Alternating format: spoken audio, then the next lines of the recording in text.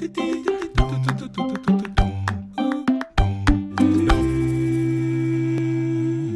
the beginning of every year, Singaporeans keep a close eye on these two events, Chinese New Year and the budget, because these two have a bearing on our wallets.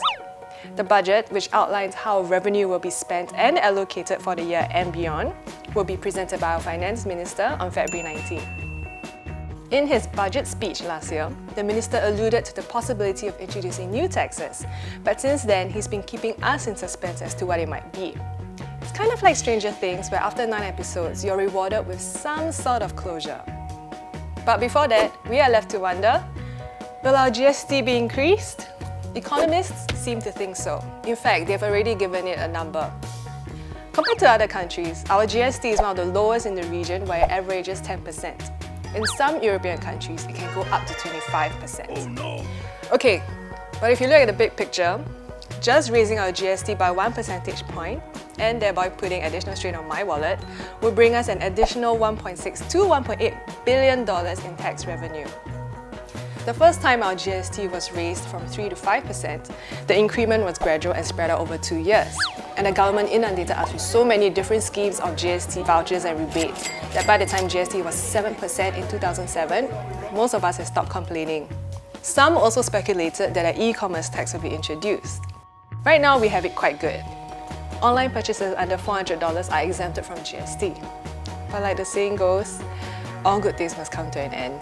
Aww. We were estimated to have spent $3.3 billion on online purchases last year alone, which is a lot of money. So far, it seems like these tax changes will be from 2020 and beyond. But whatever it is, shoppers like me will have to pay more consumption tax in time to come, which is why I'm sticking to my motto, looking for the best deal online or offline.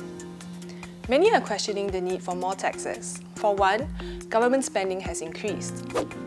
For FY 2016, the total amount spent is about $71 billion, more than double the $33 billion spent in FY 2007. Some are also asking why are we not dipping into our reserves?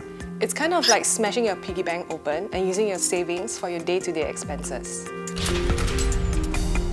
The government gets its revenue from investments made from our reserves, taxes, and various fees and charges. And a term that I've been hearing and reading a lot these days is revenue measures. To put it simply, it's just essentially ways of getting money. And it looks like we'll be needing more. All this money is meant to be spent on these 3 key areas. The first is economic restructuring, which is to reduce the reliance on foreign workers and to use more digital or tech solutions to increase productivity. And the second would be infrastructure investment, such as the upgrading of our airports, seaports, and water infrastructure. As it is, there are already all these stories on who is going to help pay for Terminal 5. And third, social spending on things such as education, healthcare, and security.